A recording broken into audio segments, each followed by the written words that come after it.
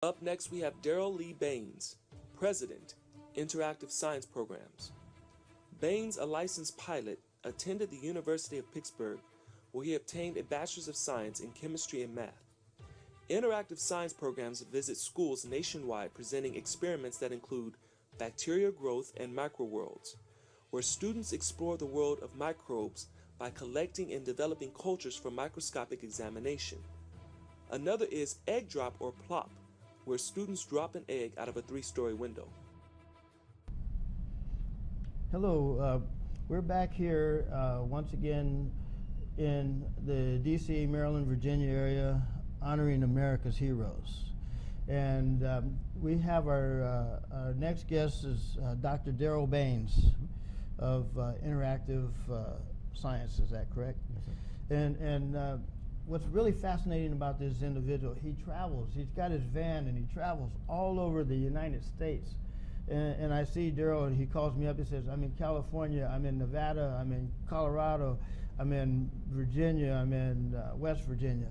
And he travels all over this country doing experiments. Yeah. And Darryl, I would like you to introduce yourself to this worldwide audience and tell them a little bit about what you do. Tell them about some of the things that you do with fantastic inert gases and things like that. Thank you, Willie. As Willie Daniel said, I travel around the country doing science programs to get kids excited about math and science. My whole thing is that if we do hands-on science with kids, they will get more interested in math and science. So I work with students, I work with teachers, we run summer science camps. We see about 40,000 kids annually throughout the United States and internationally.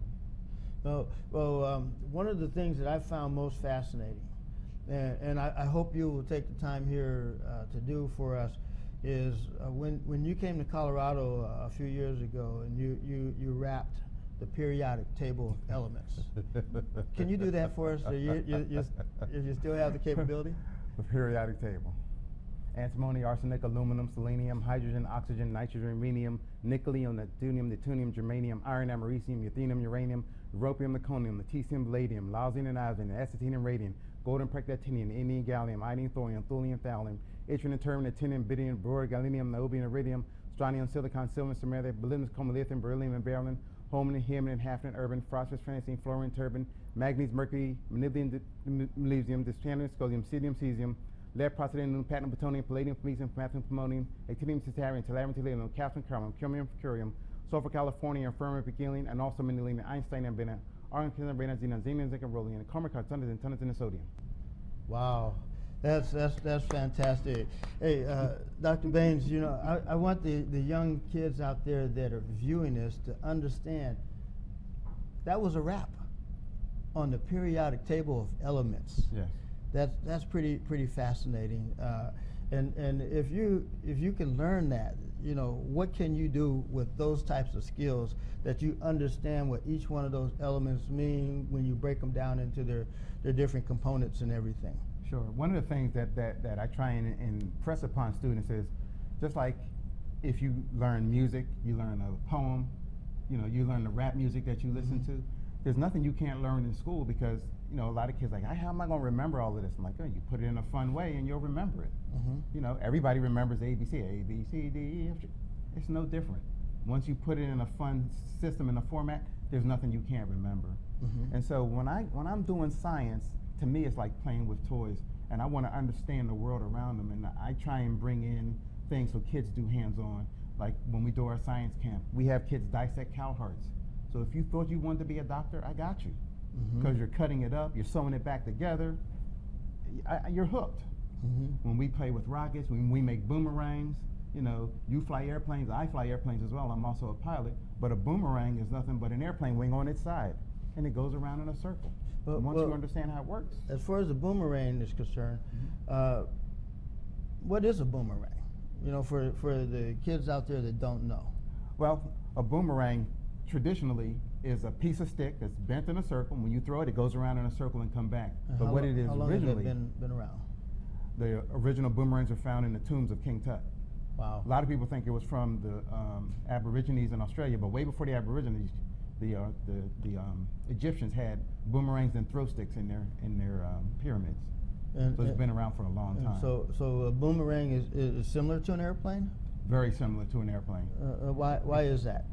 Well, a boomerang is flat on the bottom, curved on the top, just like an airplane wing. Mm-hmm. But when an airplane, both wings are the same. In a boomerang, it's flipped over. Mm-hmm. One is flat on the bottom, round on the top this way. One is flat on the bottom, round on the top on that way. So when you throw it, it creates less pressure in the front of the wing on its side, and then pulls it around. Mm-hmm. Bernoulli's principle, the same thing. Okay, so basically, Bernoulli's principle is when the speed of a liquid or gas is increased and the pressure becomes less. Yes. And so for those students that want to learn a little bit about Bernoulli's, you can review that with your science teachers, and that's going to help them understand what aerodynamics is all about. Sure, and how airplanes fly. Mm-hmm. Yes. How some submarines and manta rays, Mm-hmm. float in the ocean. Mm-hmm. Same thing, Bernoulli's principle. Mm-hmm. Oh, it looks like we're getting some more questions that are coming in for us, and the question is from Rex Mill Middle School, and it is, what is the most exciting experiment What's the you have most done? exciting experiment I've ever done? Okay, I have two. One is when we play with liquid nitrogen. Mm-hmm. We put a little bit of liquid nitrogen in a 2-liter bottle, and then we close the top. The liquid nitrogen turns to a gas, the pressure builds up, and the bottle blows up. It is so much pressure that there's less than half the bottle left. Most of the bottle turns to dust.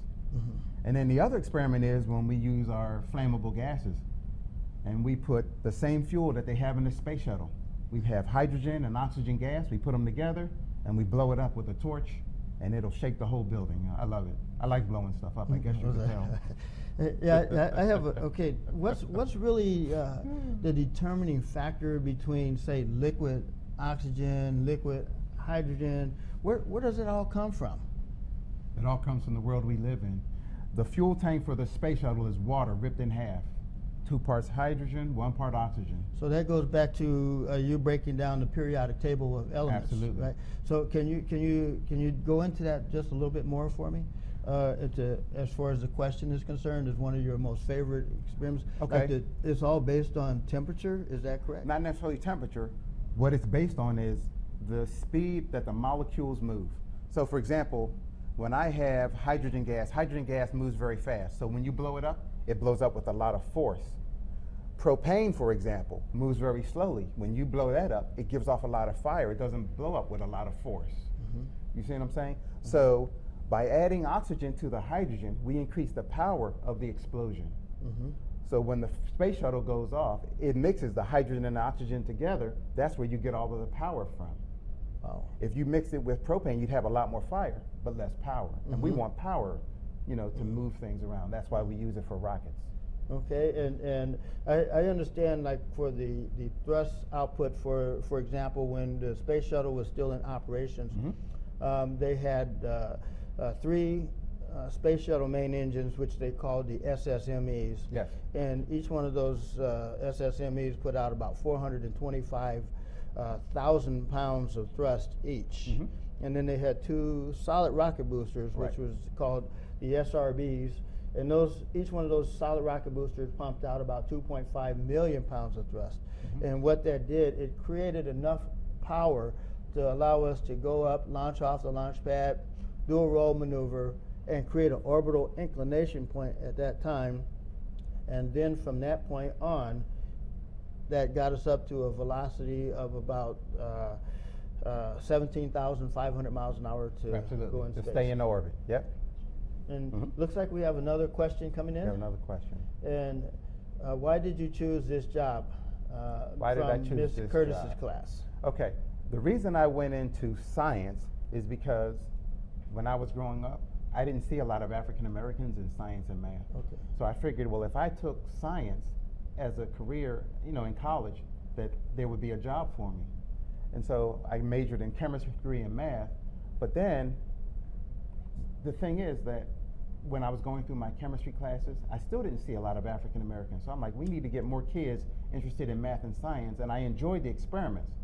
So then 23 years ago, my wife and I started this company. And now we do experiments all around the country. Wow. So my whole thing is that I enjoy doing science, I enjoy teaching, I enjoy playing with toys. Mm-hmm. And so to me, science is like playing with toys, and I get to travel around the country, impact kids, and I get paid for it. Wow, that's the thing right there. And if folks wanted to contact you, how would they get you to come out to their schools? Do you have Sure. information on? Our website is interactivescienceprograms.org. Mm-hmm. So if they go on our website, all of our contact information is there. We go to any school in the country, anywhere. Well, that's absolutely fantastic. And Darryl, you know, I know we have students from the West Coast all the way to the East Coast, all the way out to the Canary Islands and stuff like that. And what one thing would you want to say to them that would inspire them to follow in your footsteps to become a scientist? I would say take as much math and science as you can. Statistically, the more math and science you take, the more money you will make in the future. The more math and science you take, the more money you will make in the future, because a lot of the jobs that will be in the future don't even exist yet.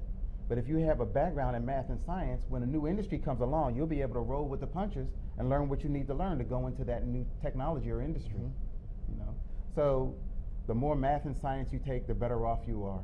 Mm-hmm. Oh, that's fantastic. We hope that this is very inspiring. You know, and you know, every time I hear you rap the periodic table of elements, that just kind of gives me goosebumps, because I don't know of anybody else that I've ever heard rap the periodic table of elements. So that's for you young rappers out there that want to really learn how to rap the periodic table of elements, and give yourself some unique opportunities that's going to propel you to where you want to be in the future. This is a golden opportunity. And Darryl, would like to give you some closing remarks for these students across the nation. One of the things that I hopefully that the students will keep in mind is that science is happening around them all of the time. Every day you get up, you're doing science, whether you're cooking, your clothes, all of this is done through science and technology. And imagine, the Wright brothers started in 1903. Mm-hmm. Within 100 years, we were already to the moon and back. Imagine what would be in another 100 years. Wow. So we need the new intellectual capital. We need those students out there learning those hard sciences, learning the math that they need to have, learning the geometric equations and how to make it easy for you to be able to come in and help create those new algorithms. We're talking about going to Mars by 2035. So there's a lot of hurdles that we have to accomplish in order to send a man to Mars. Sure. And we don't want to make this a one-way trip. We want to be able to send them there and bring them back safely, just like we did with Apollo missions to the moon. Absolutely, and all of that is going to be part of the future. So students who want to be astronauts, they're going to be thinking of astronauts to go to Mars. That's going to be in the future. And one of those individuals might be one of you out there already sitting here listening to this webcast. Sure, somebody that's in middle school. In middle school right now would be the first person that's going to set foot on Mars. Yep. Well, Dr. Baynes, thank you for coming here, being a part of this. You're one of our true heroes. Oh, thank you. And this is a great opportunity for our students across the nation to see the real American heroes that they never get a chance to see and be a part of it. So thank you for answering the questions. To be considered to be a hero. Thank you very much. Appreciate that. Thank you for coming in. Thank you.